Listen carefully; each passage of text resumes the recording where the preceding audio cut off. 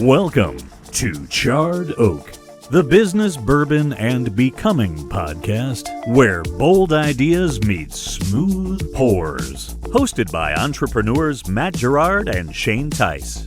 This is your needed pour of inspiration, insight, and a splash of something strong. Each episode, Matt and Shane dive deep into the world of business, growth, and entrepreneurship, sharing real stories, practical strategies, and the mindset shifts that fuel success. Whether you're building your empire or just getting started, this is your space to learn, grow, and become. And of course, no episode is complete without the Bourbon of the Week, a curated tasting and review that pairs perfectly with ambition. So, pour a glass, pull up a seat, and let's build something great, one sip at a time. Welcome back to Charred Oak. I'll be your host, Matt Gerard from Downrange, and what are my other companies? Downrange Properties is the other one, and The Echelon. The Echelon, can't forget that. Nice sweatshirts, by the way. I love that sweatshirt, by the way. It's a fantastic sweatshirt. I don't remember where I got it from. It was a donation from some like traveling circus or something. But great sweatshirt. Yeah. Don't tell Dana you got it from Custom Ink. She'll kill you. And I'm your co-host, Shane Tice from 926 Crafted Apparel. Matt, I'm going to let you do your own intro. I think everybody knows you better than they know us, but we're going to say I'm Mat Steder, the owner and artist of Steder Tattoo here in Rochelle, Illinois. My man. All right. So it's all small business oriented. So let's start with the origin, the Mat Steder origin story. How did the tattoo world, how did you get into tattoos to begin with? And then how did you get into the artistry associated with it? Throughout my life, I've just always been into art, and I guess rewind back to about 2004. At that time, my nephew's dad is a tattoo artist, and I just once I turned 18, I went and got a tattoo by him and saw the process and what he was doing, and I was just like, man, you get paid just to draw on skin all day. Like that's the life to me. So that's pretty much when it sparked, like the actual, like where I could see myself doing it. And then I didn't do much with that for a few years, and then I kind of reached out to him, and he kind of gave me some pointers, and then I picked up my own kit and thought I was a rock star right off the bat, and got humbled, and as we all do, I think. Yep. And then I just, I just dabbled in it for a little bit, and then kind of just put it down for about 6-7 years, and around 2018, my buddy was opening a shop and reached out to me and asked if I was still like interested in doing the stuff and or tattooing, and I was like, man, I could see myself doing it, but at that time I had a pretty good job. I was pretty set, but something inside me just told me, like, go for it, dude. And so I just took that leap of faith, and here we are, 8 years later. Rock on. Own my own shop, and going to be 4 years now. We're going to be open 4 years this January, so, which is crazy. Time flies, So, yeah, so all in all, I've been tattooing for about 8 years. 8.5 years. Really? Yep. Okay, I would have thought that was a higher number than that. That's Nope, I've been around it, but actually professionally only 8 years. Okay. Yeah. So pretty much when I started, like at the shop is pretty much when I was doing, like before then it was kind of like maybe 3 or 4 a year. Oh wow. Yeah, it was like here and there, like on like close friends and stuff, and that was like, but it was never consistent, and it was always a hobby because I always had a full-time job. Yeah. So, but yeah, no, it was never consistent up until about 2018.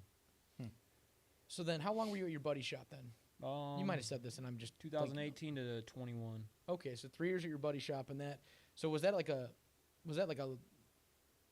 apprenticeship? Is that the right term for it? In that situation? Technically it was. It was pretty much. I would call it that. I mean, Was he teaching you actively, Oh, or yeah, was it more of 100%, a? 100% took me under his wing, and yeah, there was like there I knew how stuff worked. I knew the basics, but he kind of fine tuned me, and then once I got the the basics down of the stuff that I like, all the questions answered that I had but never asked.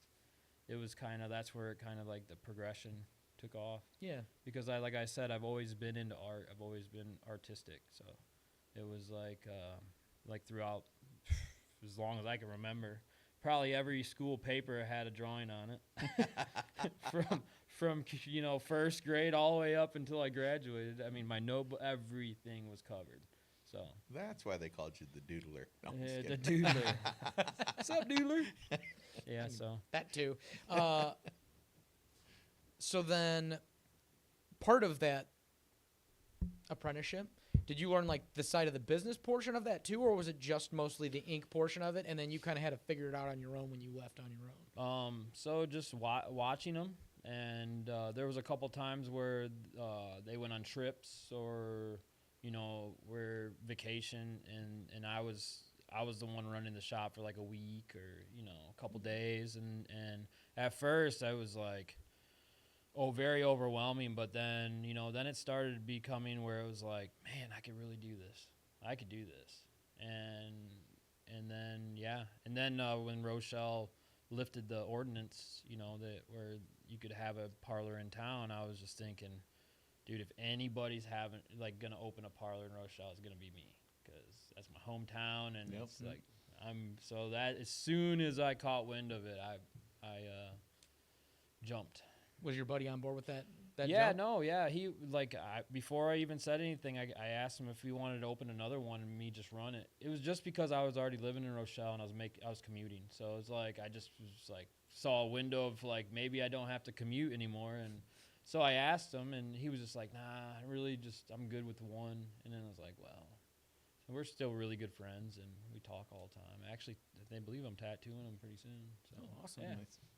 Yeah, so it's it was just kind of my what would you say, your internal, it was just like you could feel the timing. Like I definitely remember where I was like very nervous, and there was absolutely no time I was ever going to open a shop, and then the transition was like, you can do this. It's kind of wild to like think back at it and remember like how I felt inside and how it transitioned to where I was scared to where I was like, I'm so ready, It's been cool because we started our business, or storefronts anyway. You're like a couple of months older than mine is. I Yeah, think. but it was pretty close together. Yeah, they're right there because it's been cool, like figuring out where I've learned over the course of it and how you've changed and adapted. Because I remember when you opened your shop and we first started becoming friends, and you're like, I'm never gonna get a second chair, Right, and now look at you. right.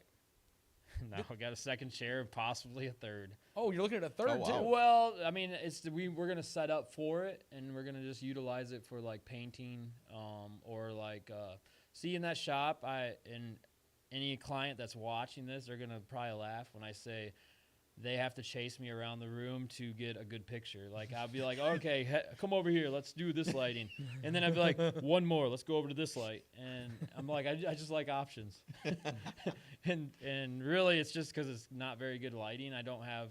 I mean, if you can see the ones I post, it's just very raw. Yeah. I don't have all the bells and whistles and stuff like that, where it's just, I do that on purpose just because if anybody sees my work out in the wild, I want them to be like, oh, I saw that. Yep. Yeah. Instead of like, That looks different. That's very light compared to what's on the Facebook. Yeah. I had a guy stop me at Walmart one time and go, Matt did your tattoo, didn't he?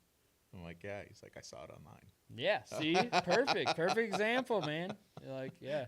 But yeah, we're planning on maybe putting up another half wall and just having that bay open for whatever for now. I'm not in no rush. Yeah. Drake's been with me for about 5 months now under my wing, and the kid's taken off. He's doing really good, progressing really fast, and all around just a really good person. So I'm if I can get another one like that, that would be awesome. But you know, it's just a blessing just to have one. You know, really, I'm not going to be greedy where it's like try to look for the second. Really, the universe kind of provided it. You know, I wasn't actually really looking, so it just kind of at the right time, right place, right connection. It just kind of organically came together. That's the best way to do it, because like in our situation, you know, we knew going in during the transition of, you know, going solo on the business that we were going to have to bring somebody in. There's no way Dana could handle it. My work schedule is not going to let me be there all the time. So we knew. But it was like, okay, well, we're going to wait till after the first of the year. And then all of a sudden, Stephanie walked in the door and goes, I would love to do this. And Dana's like, she comes home and she's like, hey, I hired somebody today. I'm like, what? And it's been so good. Like, they have so much fun at work. They get stuff done. She knows everybody in town, so that helps. And I don't know that I've met a single person that doesn't like her. No, she's awesome. You know, she keeps working. She didn't work today because she fell down on the ice, which I wouldn't have worked either. But not at the shop, thankfully. But not work comp. She isn't afraid to put in a 15-hour day, and that is hard to find. They don't make them like they used to. No, she's not afraid of work, and it's such a great environment. And you know, her and Dana will joke every day, I'm quitting. She's not. My boss is a slave driver. But yeah. But she knows at the same time that we're going to do whatever it takes to make sure she's taken care of. You know, and it's such a blessing to have the right person and not have to chase people around or not have to worry if they're going to show up today or reliability. nickel and dime. That's really all it boils down to is reliable people are very slim to come by. Yeah. Oh yeah. Truth. Work ethic is at all-time low. Yep. It's just I've seen it. I've seen it pretty much in anywhere I've worked. You know, like it's kind of slowly trickled in. You know, the different generations and. Lazy bums. You'll get those ones though, where there's like, you know what? You can tell that you were raised right. Yeah. You had some good parents. Yep. Somebody in your life was good. Yep. Yeah, because to add to this, and we've talked about this before, but having someone that's willing to come and be like, hey, you tell me what you need, and a lot of these ones, especially ones that want to learn, a lot of these kids, you know. If you want, like when I started out in the firearms things, we've talked about this before. For me to get to the level that I'm at now in the firearms instruction side, I volunteered a lot of time and hours. I spent my own money on doing things because that's the only way you get to it. These kids now, a lot of the people that are walking in now going, hey, this is what my expectations are for pay, time off, you know, hours of operation, et cetera, work-life balance. You don't get to be an expert and have work-life balance. And correct me if I'm wrong on that one, but I bet when you've devoted hours and days and just stupid amounts of time, did you ever, like, in the process of getting to the skill set that you have, especially when you were first learning, go, yeah, I can put in an 8-hour day and then go do other stuff and not worry about it, and then completely shut that part of my brain off? No. Yeah. That doesn't absolutely not. That doesn't exist. It never shuts off. No. But, like, a lot of people don't understand that I don't just go to the parlor and it magically have a design ready and just tattoo and then go home and magically my design for the next day is ready after an 8-hour, you know, session where my eyes are cross-eyed and I have mush brain because, I mean, I never wore glasses I had perfect vision up until 2 years ago to the point where I had to go get some glasses because I created astigmatism from tattooing. And when I went to the eye doctor, he was like, yeah, you're like overworking your brain by staring at the minor details for so long. You're just like, you're totally screwing your eyesight up. I'm like, so how do I fix that? He's like, you don't.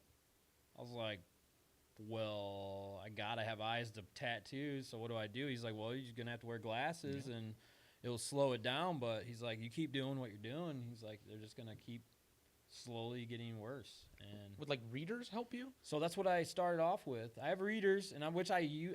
That's what I wear now. they're technically readers.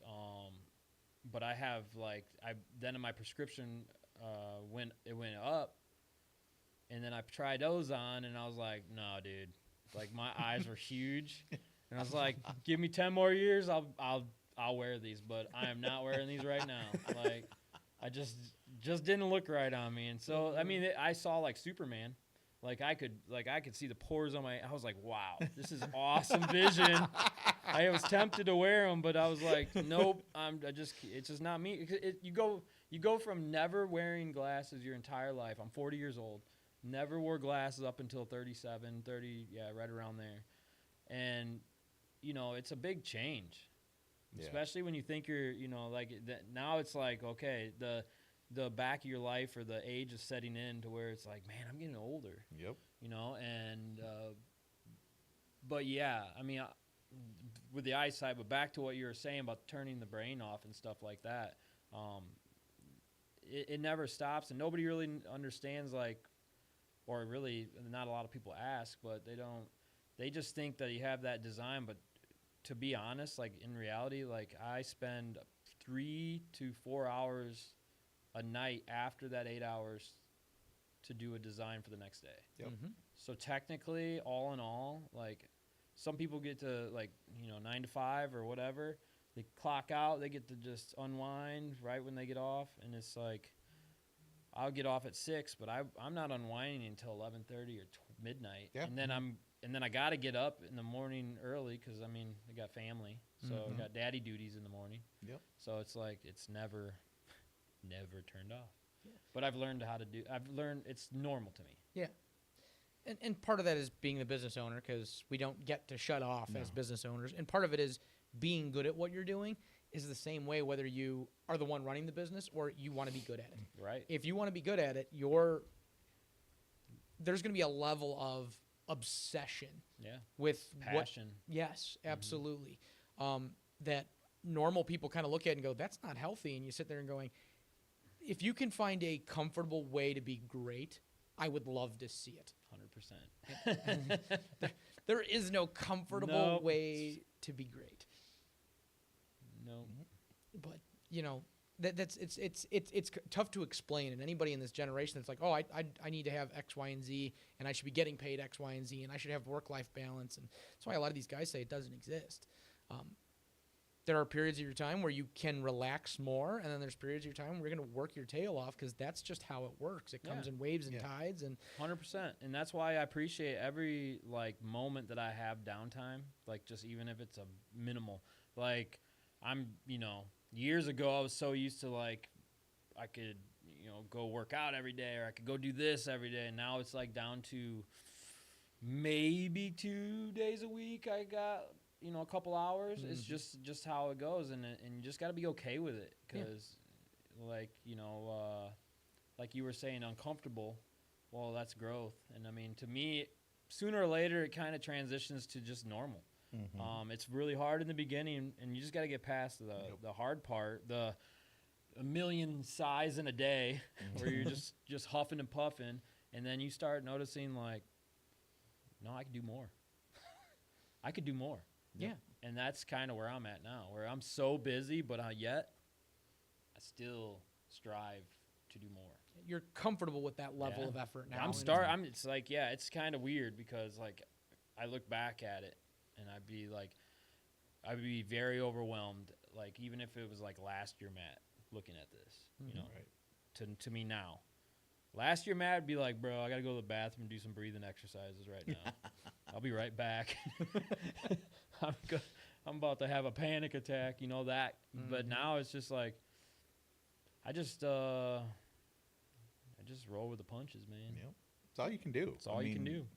We've been in the thick of it right now. We thought, and we talked about this the other day, we thought when we transitioned that we would kind of stay where we're at, you know, like not get busier, not really fall off much. Maybe I kind of expected around a 5 to 10% fall off, just because of the unknown. You know, what direction are we going? You know, whatever. We've probably gained 20%.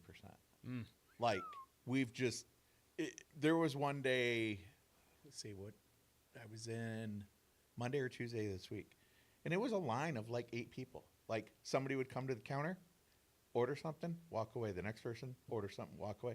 I looked at Dana and she's like, That's awesome. You know, you could just see the, how are we going to pull this off type thing, you know? When there's a will, there's a way. Yeah, dude. you just kind of buck up and do it, Yeah. you know? It's, I mean, the pile of embroidery stuff. We're like, Dana, just go on autopilot. I'll talk to you in about 4 hours. Yeah. But We're gonna get this done. You were dead set right on the going home and working for 3 hours. We bring designs home, you know, and Yeah. I'm horrible at weeding because I can't see, you know, but a lot of that vinyl stuff that, you know, the glitter and whatnot has to be hand weeded. Yeah. And Dana would sit at the table and we'll just sit there and talk at the kitchen table, and she'll just peel, and, you know, finally at 8 o'clock she'll be falling asleep sitting up, and I'm like, go to bed, you know, or the dogs will pull on her leg and say, it's time for treats, let's go to bed, you know. But Those are the things that people don't see. right. That's Right. behind closed doors, like how, and you know, when people ask you, like, wow, you know, you guys are really kicking ass, or I don't know if we cuss. Yeah, we can Okay. swear. Yeah. Really kicking butt. really kicking butt, and like, how do you do it? And it's like, part of me wants to explain it. Part of me is just like, No. I could tell you, but you ain't gonna understand. Right. Yeah. You don't get it until There's you live more moving parts Yep. in the background to be able to be where I'm at right now. And to explain it to a normal person that is just not on, like, doing, like, maybe, like, I could explain it to you, you guys be like, dude, it. Get it. I already know what you're saying before you even say it. Yep. You know, I Yep. get it. I just look at you, I already know. Yep. Don't even, but then there's other people where it's like, you could sit there for 30 minutes, like, breaking it down, and they're just like, at the end, wow, that's a lot. Yep. And then walk away. Yeah. It's like, It sucks dude, to be you. I want my 30 Peace. minutes back. I had a friend actually the other day telling me, he's like, you need to like stop some, and you need to take a break and rest. And I'm like, no. No. No, She's like, dude. this isn't healthy. You know, they do studies, and I'm like, and she's probably gonna watch this and be like, you dick. Hey, there's no names. No names were mentioned. She's still gonna be like, you dick. It's not how we operate. We're on a different wavelength. Because Yeah. I will bet you $10 as those studies or those people that need, you know, the breaks and the da-da-da-da, the people like us never stop long enough to get studied. No. They don't, to ask those questions of how do you function. Because I'm, like, the past 4 years that I've been doing this, and I've been running nonstop, and now everything with the echelon and all that stuff, happiest I've ever been, the healthiest I've ever been for as little I've actually been taking care of myself with exercise and poor eating and all that good jazz. I'm the happiest I've been, and I'm not sick. I'm never Right. really, you know, the only time I'm sick is when we've, you know, had way too exciting one of these episodes. It's a different animal, a different mindset, and I don't operate on I know I don't operate on normal people's wavelengths. No. Like the last relationship I was in, you know, she's a normal human being, perfectly fine. It's like, hey, let's just sit around and watch TV all day. My skin was crawling by hour 2. I'm Yeah. like, You're like, I gotta go. I was Yeah. like, I'm doing this every couple hours. Like, okay, I Take a can- walk around the block. I know this is healthy for a relationship, but I'm like, this doesn't. Because you're probably like, things are probably like in your mind of what you could have accomplished in that 2 hours. Yeah. Or the random ideas that pop up in my head throughout the day. And go like, I need to be working on Yeah. this, Yeah. and she's gonna be pissed if I'm all. What are you texting? Nothing. I'm writing notes. Yep. Because if you go through my notes page, there's pages and pages of, oh, that's a good idea. Let's write that down and jot it, because I will forget it by tomorrow. And now it's crazier with the echelon. I go home and because like the videos and they're stupid little posts and stupid little whatever. But now I'm balancing 4 different social media platforms, and as much as I hate doing that, like at the shop is easy. If I go to the shop, I do a 30-second, you know, the Downrange Natural History Museum video, and then I move on with my day. That takes 10 seconds for me to do. Yeah. The echelon stuff has to be planned, and what am I talking about? And I need to do the tagging because I need to get the reach, and I'm getting some good spread from people all over the country now, especially on whenever I do the railroad stuff in particular, like the targeted stuff. But I need to keep that content going, because the only way this project at the echelon is going to be successful is if I get a lot broader reach than the city of Rochelle. Right. I was going through the museum's Facebook page this morning when I was looking for ideas about history and et cetera, and the museum made a comment on one of the things going, the community is not supporting small businesses, so a lot of them have been failing. They said that on the museum page. And this is a nonprofit organization. It's not dependent on the community for the most part. Right. Yeah, so-and-so's business started up, and it was a great one and something that should have been successful. The community didn't support it the way that it needed to. That sums it up. Mm-hmm. Don't get me wrong. I've been incredibly lucky and successful where I'm at, but I also realize that if I don't expand, I'm going to have a shop that does okay to – the echelon cannot do okay. The echelon needs to be successful or it was a waste of time, money, effort, blood, sweat, tears, and all that. The only way that's going to happen is if I can bring people from outside of here. The only way to do that is become an influencer, which sucks. And if you've ever read any of these books or anything about how to get larger exposure, it's the first 6 months to a year of it's awful. It's awful. I'm talking to myself and the 6 people that are following me until one day the right person sees the right video and then you trend. And you trend and it goes from there. And a lot of it is just small growth until you reach certain points where, oh, now the algorithm likes you more because you have a certain followership. And you get 1 person a day, 2 people a day. And then you'll get a point where you're like, oh, yeah, I'm added 500 people a day. Great. Not there yet. Mm-hmm. And that doesn't happen in 2 weeks. That happens after months and months and months because part of these algorithms they don't want one-hit wonders. They are intentionally building the algorithm that they want consistency. They want consistency because that's what makes them money too. They don't want the one-hit wonder that'll never produce anything worth the crap after that dies right off. They don't want to be wasting bandwidth. So if you're willing to put in the grind, they'll support that once you've paid your dues. The Christmas season has exponentially grown our social media. Yes. I get comments every day, notes from Facebook or Meta or whatever. You're, reaching X amount of people. We're going to, extend your exposure, however they say it, or expose you to more people. And then all of a sudden, instead of getting 4 or 8 likes, I've got 40 or 50 likes, or I'm getting a comment, when you look at like the demographics, there's somebody from New York that's following now. There's somebody from Iowa that's following, wherever it is, it's sad that we've got to play that game. Mm-hmm. But in our businesses, that's important. In your business, probably not as much. No. No, mine's like I have walking advertisement everywhere. Right. That's why I'll make the apparel. Don't make any money off of it. It's just I pretty much just give it exactly out. But it's benefiting me because people want to wear the stuff, and then say they go somewhere. Hey, where's that? Where's that at? And then usually 2 and 2 goes together. They probably got a piece of work on them from me. Yep. So they'd be like, yeah, look at this, and that's kind of how it goes. I'm the exception to that rule. I wear Steder Tattoo One swag of these days. all the time. One of these days. I'm inkless. He keeps saying that. I'm inkless. One of these days. I rock the Steder Tattoo stuff everywhere. Yeah. Yeah, he's gonna have to sponsor an episode. I think we should put the echelon in your right boob. That was your left boob, by the way. Well, Not on that screen, right? Yeah, right. On that screen, it still is. It's still his left boob. Yeah. It's his left boob. Yeah, but no, I it's just in the beginning, kind of like what you were talking about, the 6 followers, right? Mm-hmm. You're talking to 6 people, but that's how it was in the beginning, where I had to build the client. I had to build to where I'm at right now, and I definitely didn't. I didn't have a huge, client list for the first couple years, and then just over time, you tattoo one person, well, they have brothers, sisters, mothers, fathers, aunts, uncles, friends everywhere. Yep. And hey, so and so wants to just tell them, tell them to come in. Yep. We'll set something up.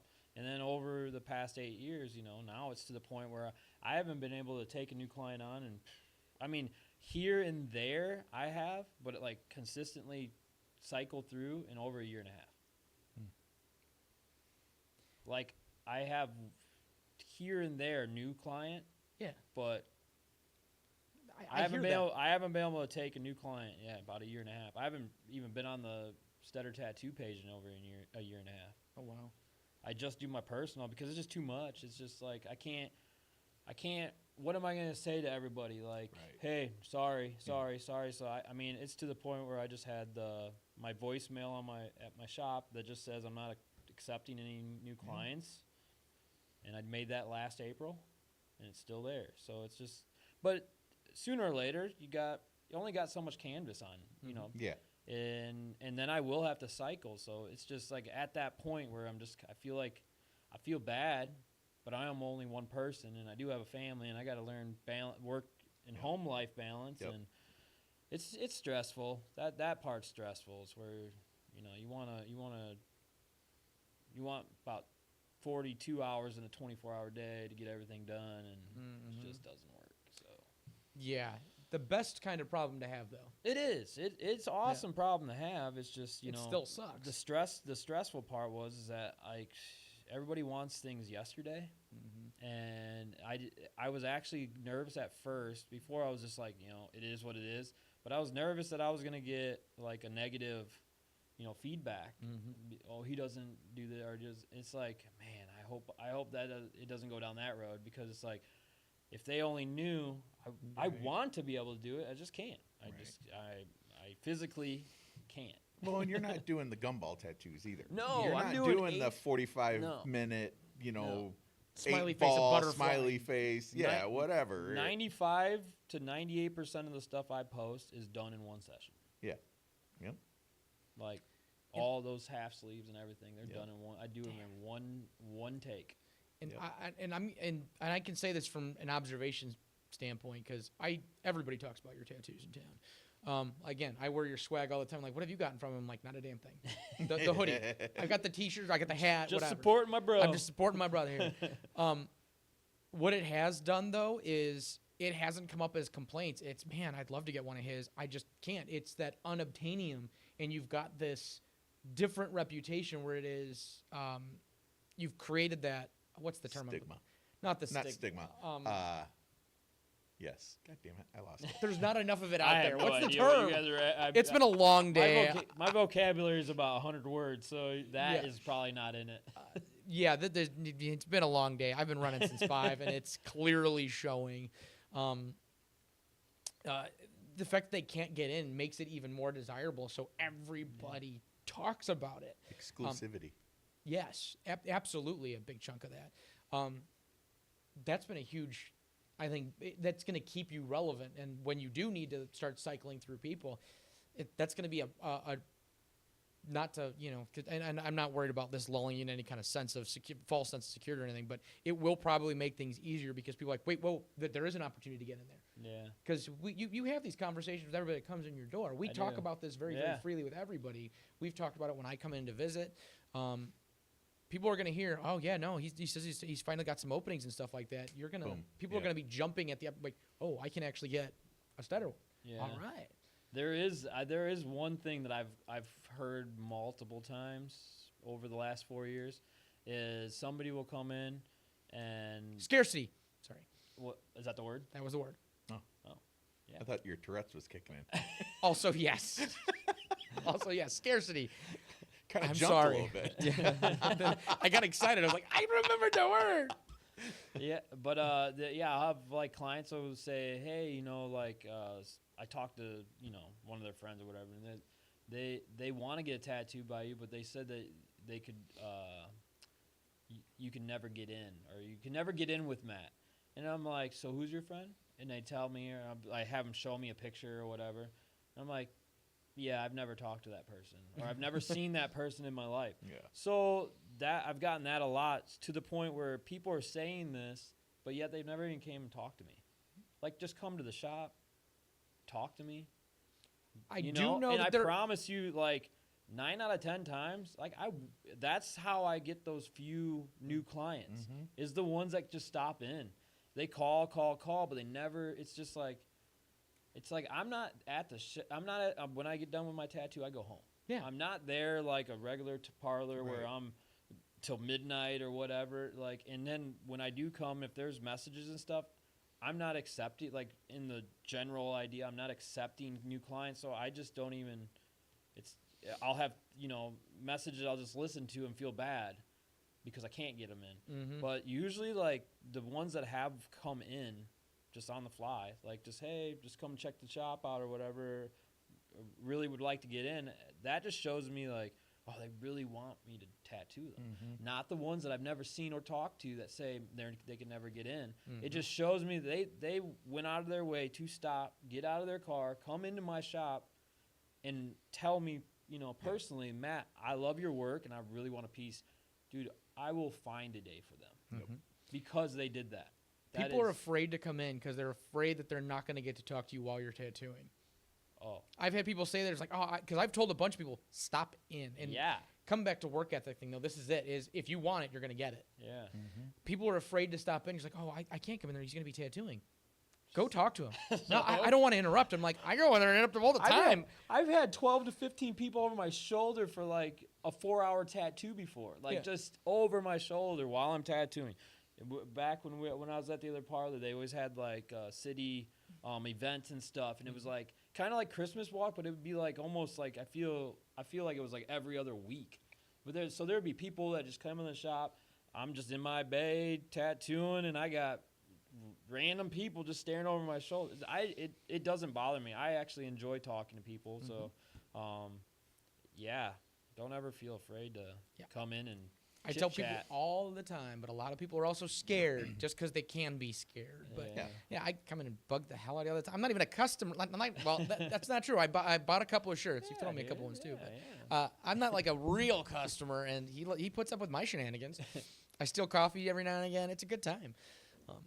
They just need to kind of be comfortable doing that. And then when they, like, even people that don't know me, I've heard a lot about, like, you know, I understand. It's gotten a lot better, but back when because I've had lots of tattoos for a long time, like 20 years. So from then to now, it was like, I felt like I was being looked at as if I was from prison. And I was like, man, I ain't never even been to jail, you know. But the stigmatism of like, oh, he's covered, and like, but now I have all ages that do stop in, that just come to talk, and I don't even, you know, it's just really cool to see the changes in the years of like, I guess now it's more mainstream.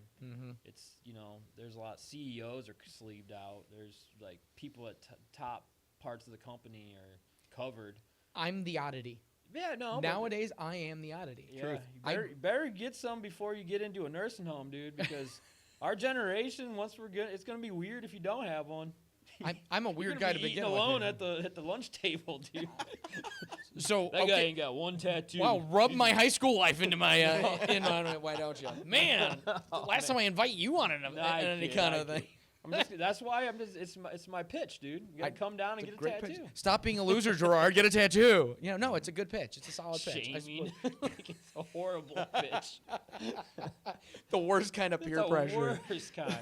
We'll just pin him down to the chair, wrap some duct tape around him. All right, we're gonna give you something. It's gonna be great. Oh my god. All right, so let's have some fun. What's the funniest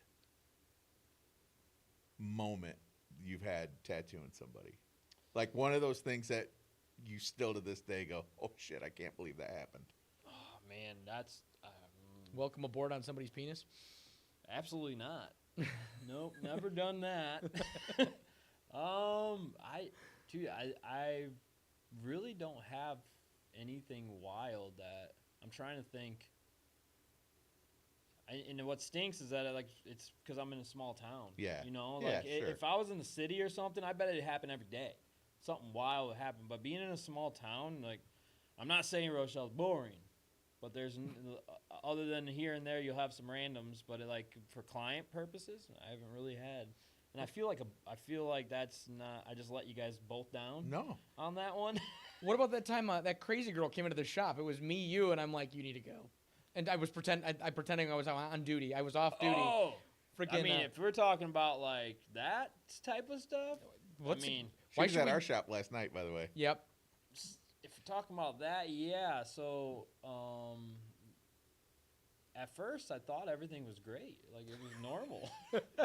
Walked in, hey, how you doing? What can I do for you? And hey, can you do this cover up on my finger? Is this what we're talking about? Okay. Oh yeah. I said, oh, what is it? And she had 3 numbers on her finger that I don't know. Can I? Yeah, but yeah, by all means. She had 666 on her finger, and I said, well, it's not a very big area. I'll probably just have to black it out. I said, I mean, there's not much I could do for your finger. And she goes to say, that's fine. Can you do it in Jesus's blood? Oh, Lord. And at that moment, I knew it wasn't a normal day, dude. It was not going to be normal after this. And I said, sorry, I don't carry that. I don't care. Well. And and then it just went south after that, and that's when you kind of stepped in and gave me the eye. Time to go. Said, He's yes, closing please. up. Deadbolt. Yes, please. I'm here for work. I might have been on duty that day. You were. I was on duty that day. You were I was in uniform that day. And that's what saved. I felt like that's what saved the day because, but I just that was definitely an odd experience. That's been my role since I've gotten the shop. Is I used to get calls at numerous businesses of, can you come here real quick? Are you at your shop? Yep. Can you come over here real quick? I've got a problem in the store. All right, let's see what you got. Like, they're not breaking any rules. So I didn't want to call the cops. I'm like, can you go away, please? Because I have my own business to run. Chasing people off has been my. I need to start charging protection money in downtown. I feel like maybe the city should put up where everybody can get those buzzers, the buzzer doors, where you just got to push the button to let people in on all the businesses. I feel like that's a. We might put more. I'm thinking about putting one in at the shop in here. Yeah, I definitely would. One day when I own the building, or own my own building, that I'll probably definitely have something like that because that's the one thing that I just dislike. Sometimes I'm tattooing and my back's against from the door, and that's kind of gives you the heebie-jeebies. The day and age, like you just never know, and it would make me feel uneasy sometimes, especially when I'm tattooing like late nights. And my tinted windows worked during the daytime, and now it's reverse. Yeah. I can't see a thing. Yeah. And so definitely would look into like getting some kind of buzzer or something like that where you can do a quick. Nope, not today. I'm 95% sure I'm going to do it at the shop here, just because one of the plans in the building is the speakeasy in the basement. There will be no mixing of those two businesses in any way, shape, or form. So definitely, if that's open, we're going to have the buzzer. So if you're going to come in, I need to have seen that you came in through the front doors, not from the basement. Because there's not. Yeah, that's not how that one's going to fly. No. It's like mixing water and oil. Yeah. As much as people do spend more money when they're drunk, I don't need that reputation either. Yeah. Not looking to start that one. These are going to be isolated things, but. Plus, the other one, too, is when we had Kyla working at the shop. Cool. I've got a 22-year-old girl by herself in the store all the freaking time. She was armed, and she had pepper spray. That being said, I don't want to put her in a position where she has to. No. Right. I would rather she can be like, oh, yeah, hold on, bzz, and let people in. And if, we're closed, sorry, I'm on break, and push people along, or at least give you that extra offset. So, But I think we're going to do that here. Even if we don't use it 24/7, I want that option that, depending on what's going on, especially if there's an event or something like that, that we can kind of close that one down and not have that integration. But so something I wanted to ask you about. So when you started here, you actually hit the ground running. You had a pretty solid clientele base, and part of that was they came from your previous shop. Yeah. And you were in a band younger in your early life, right? Yeah. You had a pretty solid following from that too, didn't you tell me that helped a lot too? Oh, I mean, I've had Facebook since then, so I had I had a big friends list before getting back into tattooing and stuff. So it was kind of, once you post, you got 2,000-3,000 people at that time that can see that. It was very cool to be able to. It was like more of a reach. You know what I mean? Oh yeah. Instead of just starting a new page up when you start and you got like 16 friends. Yeah, 4 people and 8 people. No, I just used my personal page for the beginning because I had it since 2008. So I mean, I accumulated from being in that, 4,000 friends throughout the years, and yeah, it was kind of. I feel like that it did definitely benefited me to bring that up. Plus, the algorithm back then, dude, was way different. Way different. So easier to use. I posted some like I remember and like in the beginning, I would post something and it'd be like it would show like 300 to 600 likes to now I get about 30. Yep. Yeah. Which is fine because I don't chase it. I'm not chasing it. I'm just doing it. I'm just putting it because it's almost like my filing cabinet. There are days that like I'll just randomly go on my Instagram or something, and I just do this, and I'm like, wow.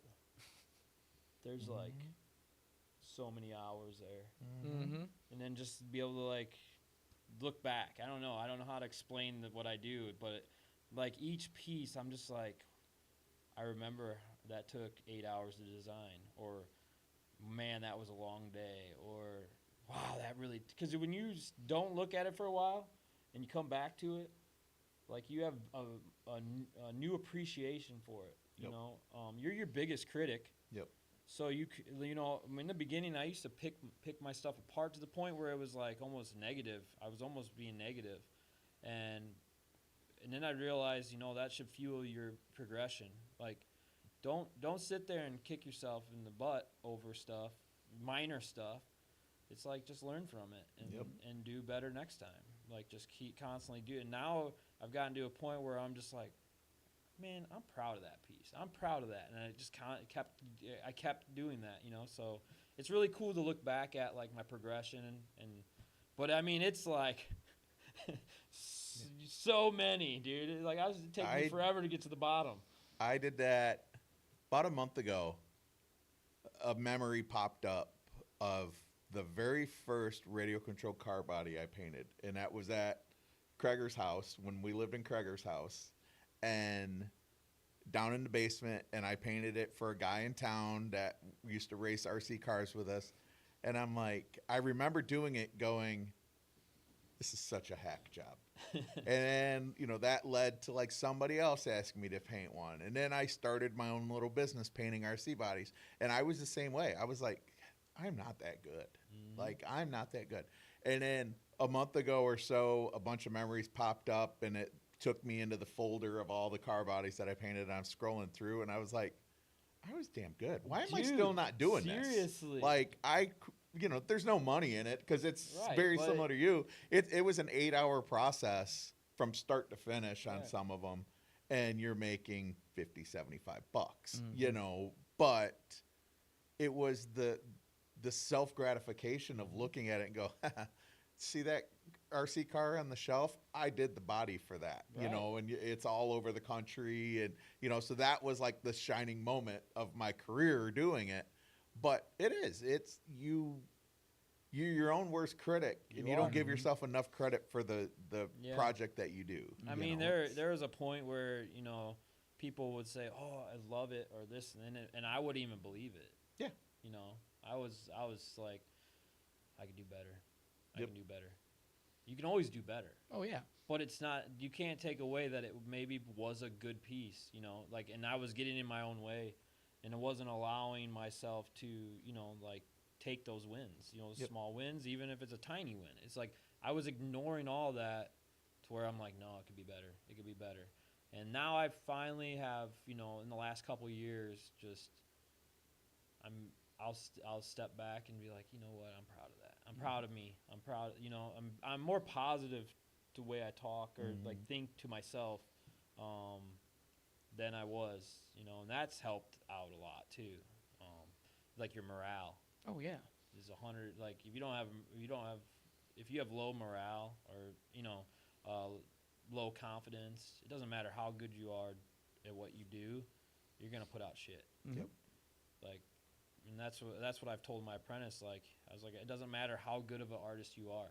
If you come in, you know, with low confidence on the piece that you're about to do, forget it. Yep.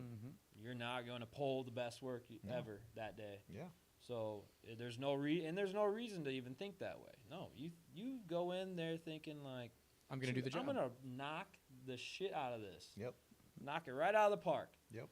It doesn't matter if you to have that mindset and you go in it and then you get in that groove, that I don't know, that headspace, that good headspace, and that's where I like hanging out at. The whole I'm not gonna be able to pull this off. That kind of mindset, yeah. The shop would have been closed by now if I would have stayed in that mindset. Yeah. Yep. So The mindset is do the work and, all right, how am I getting this done? It's how am I getting this done, not, God, I'm never going to be able to figure this out. It's, nope. This is my example. That is, I have no idea what I'm doing. This has been, thankfully, I've had some great mentors that I can ask questions. Ear. It's, I am winging this problem. It's like, all right, how am I getting this done? Because we talked about the new finance problem that just popped up and stuff. The first words out of my mouth, the first things that came out of my mouth and the first thought that went through my head is, all right, how can I fix this? Or how can I get around this? Yeah. What are the 3 solutions to this particular problem? Yeah. If it's challenge, if it's lack of confidence, that can't, whether it can be done or can't be done should never enter the equation. It's, okay, what's the next step? Right. And sometimes that next step is, okay, all right, I drew it. I can make this happen. I need to just get going. And it needs to be progress over perfection sometimes. Yeah, and for this is yeah, there's always time to go back and fine tune. yes. Yeah. Just get it done. Yeah. Get you it need done. to start. You gotta start somewhere. Yep. Yeah, you need to start. And what so like a lot of the big pieces, perfect example, you throw a whole half sleeve stencil on someone, and I got 2 options. I could sit there and dread it and be like, oh man, I got a long day ahead of me. Oh, that's like from here to here is 4 hours, from here to here, but really what I do is I'll throw it on. I know I'm going to start at the bottom. I always start at the bottom. I mean, most artists do, unless they're feeling a little crazy and get a little wild. But I just hone in on like a 2 by 2 inch area, and that's what I'm accomplishing. Once I'm done with that, I move to the next 2.5, 2 or 3 inch 3 by 3 area, and just that's how I build my tattoo up. And instead of looking at the whole thing, I just focus on what I'm doing. And I felt like what you were saying, got to start somewhere. Well, yes, this building's huge, and it'd be overwhelming for everyone that looks at it and be like, wow, I can't, it'd be really easy to get overwhelmed with this. But like, if it were me, it'd be like 1 room at a time. Yep. It's got to start somewhere. Yeah. And then in a year or so, that 1 room turns into 2, 3, 4. Half the building's done. I got the whole lower half done. Now I just got the upper half. Nobody sees that, so now I can, I can push the brakes a little bit. Yep. Start doing something else. You got what people can see, and it actually takes some weight off your shoulders. So yeah, there's a process to be able to do it, like troubleshooting, like you said. Just get it done. Yeah. And I like that you said the 3 by 3 segment of it, just to kind of, because it's this whole big project. Yeah. I got into that problem when I first started this project. Was I was trying to do too much, and I'm like, okay, I am hilariously overwhelmed, and we're doing a little here and a little there and a little there, and I'm like, just like you said, I can't do it this way. This isn't going to work. I'm never going to finish this the right way. I'm going to either run out of money, go broke, it's going to fall on my face. All right, let's get the first apartment done. That's where all the forget everything else. We're not touching anything else. Don't look at anything else. Just get that done. Yep. Cool, that one's done. Get that one done. And now I've got 2 rented apartments. So I went from a building that was just sitting there. And I'm like, how am I going to do this? What's going to make me money without it being open? Exactly. That's what we need to hone in on. What's the next $5 that I'm going to make on this property? Because that's what I need to be doing yesterday. Cool. Now we've got 2 apartments rented out. New problems have arisen, but that's a different conversation. But now it's, okay, cool. We're going to do the first Airbnb. We're going to get that one going. Now that we've got steady income from the regular rentals, I want the one that has the bigger income potential, but the higher initial risk and startup risk. I need to get the word out there that, hey, we're going to have a train-themed Airbnb. Cool. My TikTok is loving the train thing. My TikTok is going to get a lot of focus on the train Airbnb portion of it, because there's a lot of train people out there, and they come to Rochelle left, right, and center. That's going to do great. So my contractor was in here the other day. He's like, all right, we get the next line of financing. He's like, all right, what's next? He's like, all right, what are we, are we here to slow down? I'm like, no, we have money again. Sprint. Choo choo. Slow down. What's that? He's like, oh. Well, when we get that one done, we can kind of pause a little. I'm like, not if there's money. He's like, what? I'm like, if there's money, you're working. Yep. Like, you don't need to look for anything for a while here, dude. And right now, as soon as he's done with the next floor plan, we're going to get the final quotes for the rest of the building project. Mm-hmm. Next line of credit is going to come. We're going to get the next line of financing, hopefully in the next 30 days. That'd be awesome. Yeah, so the rest of the money will be accounted for to at least get the bare basics done, plus everything else with, the GoFundMe page and all that. Because all the cool stuff that's going to happen will probably be from the GoFundMe. Awesome. The financing is let's get the building functional, and let's get the lights on kind of thing. Exactly. Gotta have the power to run the tools. Oh yeah. Yep. So Your other thing that you do, the murals. Oh yeah. We got to talk about the those murals. guys. Yeah, the murals. He's got these other little side projects that nobody notices in town. That's right, the murals. Yeah. How did that start? Because it didn't start in Rochelle. Did that start in Rochelle? Yeah. That did? 100%. 100%. How did you walk into that? That is worth the discussion I here. didn't walk into it. I was invited into it it was through Michelle Peace. Oh, okay. Yeah.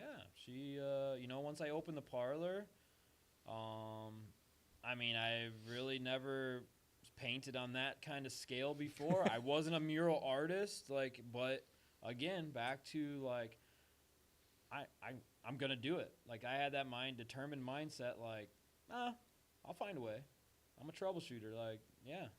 All it is a stretched out arm, about 56 by 32 foot. My tattoo machines are paintbrushes, and my tattoo ink is now external acrylic. Acrylic. But no, so she reached out and she said asked if I was interested, and at that time my older sister, she was just recently moving back into town and stuff. So she was very artsy too growing up, and I thought it'd be kind of cool to have a collab with her, and we did the first one was on the furniture store or the back of the furniture store, and 215 hours later we had our mural, and then after that I felt just doing that one, just going through all those it was wild, a lot of firsts, but I actually by the end of it was almost should I do this in the summertime and just tattoo in the winter? I had a lot of fun. Got about 9 sunburns. I was a bronzing beauty that summer. The backside of me, at least. Yeah, well. And learned a lot, what do's and don'ts. And then I was just wow, if somebody else asked me to do another mural, I am going to do this. I've now found a new hobby. This is fun. Being up on the scissor lift and again the 3x3 area. I didn't look at that big wall. It was 56 by 32 foot. Mm-hmm. That's a huge wall. Massive. And a lot of and I have to deal with the power lines and stuff what you don't want to be around. So just things like that. At first I was a little, oh man, how am I gonna do this? And then fast forward a couple years later, and then the VFW wanted me to do a mural on theirs, and as soon as Dennis asked, I said, dude, 100%, you got it. And I had the once he asked, I already had the design drawn in my head immediately when he was telling me what he wanted, but it's not what he asked. He just mentioned patriotic and this and that, and I literally instantly already knew what I was going to what's on the wall right now was what I thought of instantly. I love what you do with that wall. But cool. It wasn't what he asked. What he asked for was an eagle with a flag, right? Just a small one, just up on the wall. Just wanted to eagle, a full eagle flying with a flag or something like that around those lines. And that's when I was, I was like, no, man, never gonna do the wow factor. Like I want it to be like a showstopper. Yeah. I want somebody coming over from the south to the north over those railroad tracks and be like, whoa. Yep. And that's all I could think about. So I was just like, what can I do? I don't know, Matt. Why don't you paint a 15-foot eagle head to start off with? Something that could eat a bear, you know, like. And then I just kind of, and at that time, so we'll rewind. The first mural, we actually used a projector. You know, went up there on the scissor lift. I just made circles of where the flowers were gonna go, played it safe, this and that, and we painted from a reference, but I had it already like just a outline, you know. So this time around, I love challenges, so I just said, "Do you mind if I just freehand this?" So they were like, "Dude, no, like go right ahead. You go ahead and freehand it if you want to do that." And I was like, "Okay, I want to attempt it. What's the worst that could happen? I mess up and I just got to paint over it." Yeah. Like it's not skin. I do cover ups, but I don't want to technically do a cover up on my own work, you know, stuff like that. But, so yeah, that whole VFW mural is freehanded. I always say I Bob Rossed it because I had my phone in my right hand and my paintbrush in the left, and I just painted sections. Started with the eagle head to get just the size and proportion of the wall. And I thought that was going to be the hardest part. It was actually the easiest of that entire mural was the eagle. Yeah. Which is crazy because it turned out really, really awesome. And like the longest part was the flag, because in my initial design I had it darker. Yeah. But when I was painting it on the wall, I just didn't like how dark it was. So lightening up the shadow means more stars need to show. Well, those stars weren't there, and how the flag was rippled.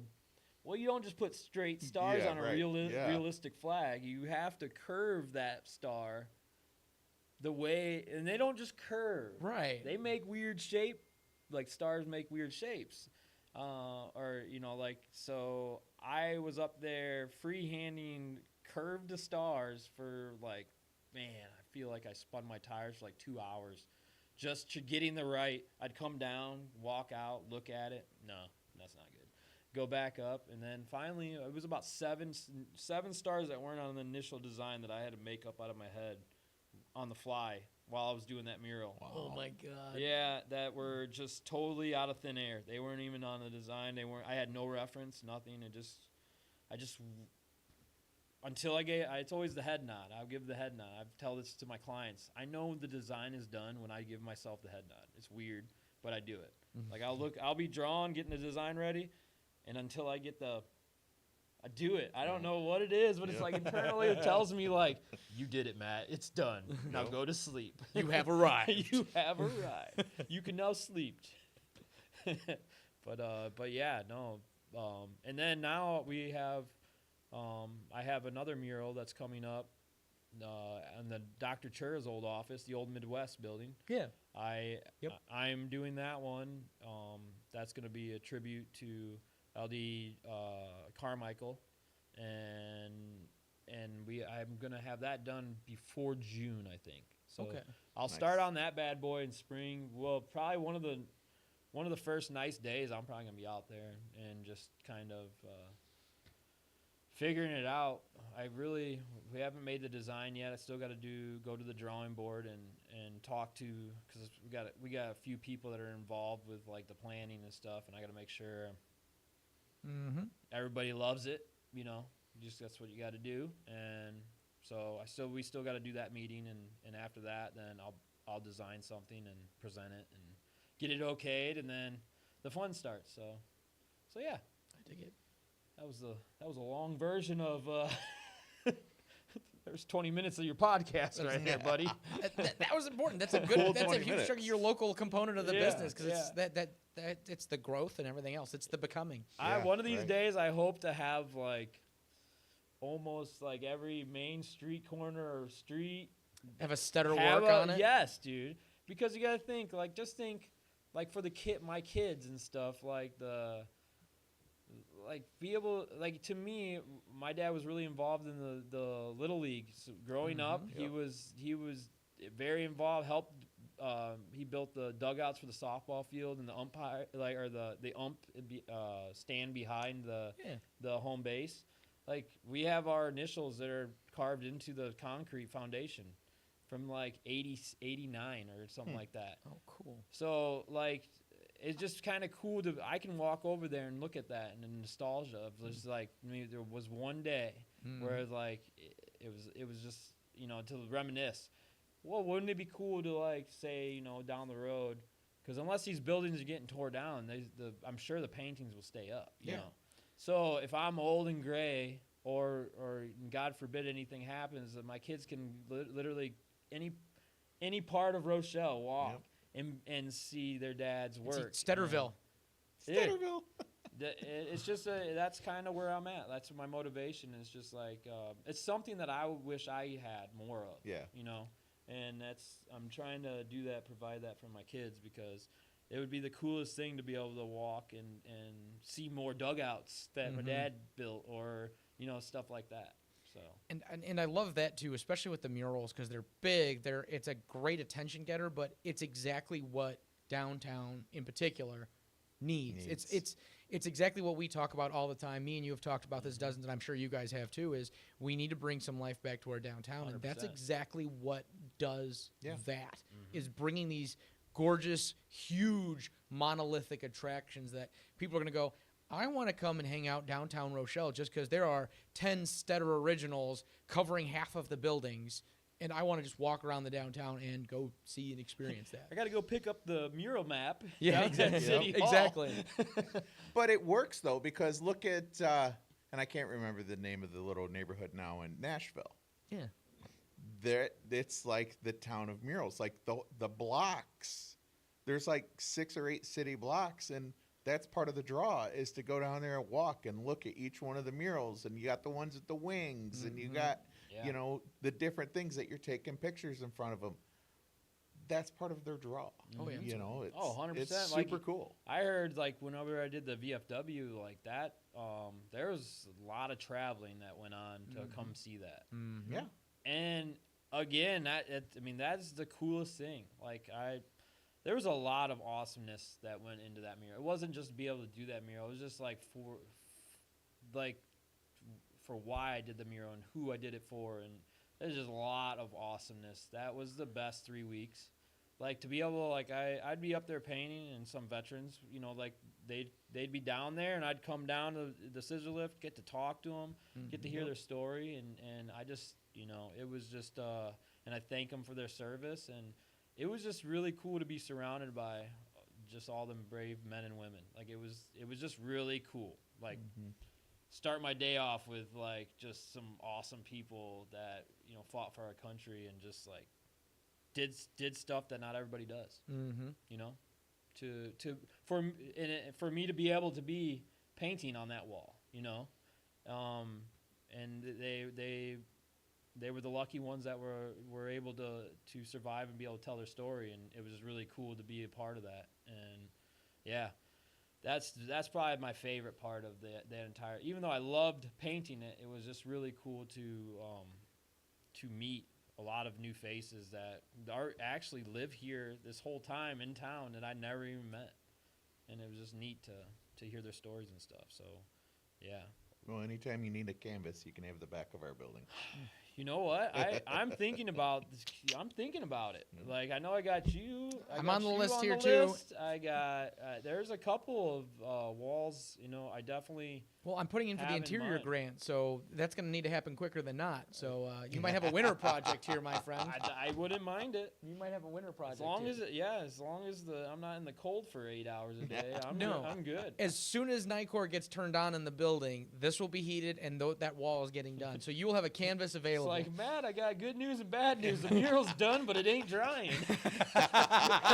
It's too cold in this building. Get the hairdryer out. It's just dripping slowly. It's like, Matt, it looked great. Now it's a smudge. I'm going to tell you, it was perfect 10 minutes ago. I took a picture. Here's a cell phone photo. Yep.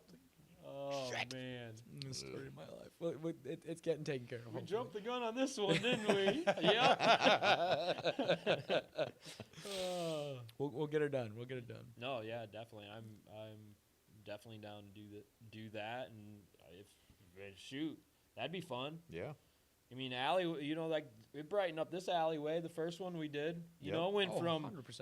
horror movie to like Uh-huh. I'll walk down there in the dark and be totally fine. I'll Mhm. stop and look at it, you know, like I'm not scared of, but if that wall before we painted it, I have like just go back and look at the before. It's like it's pretty Oh, yeah. Sketch. Yeah. pretty sketchy. Yeah. Yeah. It's like a sketchy alley, man. Now it's like I can hang out here for a minute, Yep. Yeah. you know. But All right, we hit our hour mark here, so final closing notes. Anything you want to leave the anybody that might be watching? Leave with them. So if you're worried that I don't like talking while I'm tattooing, that is false. So you can I can stop. attest. You can stop in the shop anytime and pick my brain on a tattoo idea that you'd like, or like I said, if you just stop in, sometimes I can take on new clients. It's just that I don't put that out there because it's not consistent enough. So it doesn't hurt to try. Other than that, I'm just got the other mural going on this summer. But yeah. Rock on. What about you guys? Don't leave me hanging. You guys got to say something too. Shane, what do you got? Yeah, Shane, what do you got? Oh, what do we got? Got a laser coming. You do? Whenever I go pick it up. Yeah, he's gonna call me, and I just need a second set of hands. Like what do you mean? For doing like glasses and Oh, things like really? that. Yeah. Awesome. Yeah. And I'll have I have some test projects for you right out of the gate. So Perfect. Yeah. Perfect. Yeah. So we're redoing the far back room in the shop will be done. Hopefully starting on that the week of Christmas. So that'll be a project, insulating, putting up walls. Not really changing the room at all, just insulating it basically, making Just it setting a it up usable. for that. it's cold. Yeah. It's Awesome. cold back there. Does it? Yeah. So, it was a garage. Oh, yeah. It was a the ceiling was insulated, but nothing's Doesn't insulated. really help when the walls aren't. No, so now we're just getting a ton of ice dams and everything, so it's got to be done to, protect the roof, because I don't really want to spend the $40,000 to put a roof on it until I have to. So I feel that. that's happening this winter. And then we'll convert the front storage room into kind of like the secondary production room with the laser and the pre-treater and some of the machines that we just don't want out in the front. So hopefully bring the noise level down just a little bit out front. Well, I don't hear you guys. Well, lucky you. Nope. I don't hear you guys. I'm your next door neighbor in the back. We hear the restaurant, but we hear Del Do Sol. you hear Yeah, Del yeah. Sol? I do too. Yeah. If I'm in the back, there's some connection between the two buildings. Oh, 100%, dude. I'll be tattooing and I'll be like, hey, I gotta go to the bathroom. I'll be listening to my music. As soon as you close the bathroom door, it's a whole different world. Yeah. Well, when Nate had the fire, it smoked out our building. Like we had black soot all over everything. Like we probably could have made an insurance I wonder claim. if it's just the porous of the cylinder block or something, maybe. That or maybe. Well, I know there's a vent, an old chimney, that's on like kind of right like where your building is, that we closed off. So I wonder if that like went through at one time or something. I'm sure they were all connected at one point. Yeah, but I think in Nate's case, it went out through his ceiling exhaust and then sucked in our ceiling exhaust or our ceiling intake for the furnace. Oof. So that's what I'm thinking happened, and then it baked through. But it is what it is. It's a 130-year-old building. You're gonna expect it. Yeah. What? No. You're gonna have a soot lung or two. Yeah. Why not? Why not? I mean, you guys got my story already. We've got the next line of financing coming through. I need to get that roof done sooner than later. It's just a sprint to kind of get things built. Once the nightcore gets put on, this floor will get probably finished fairly quickly. One of the rooms is already rented out, or spoken for, I should say. They haven't signed anything yet, but they're spoken for, so that should be pretty quick. Nice. Hopefully, we're hoping to move the shop over in May, though, and then have a May launch. Awesome. Sweet. So It's going to be a good year, boys. Yeah. it's going to be a good year. So Yeah. thank you, everybody, for tuning in. This episode was brought to you by Steder Tattoo. There you go. Thank you, Thank everybody. guys. Until next time. See you.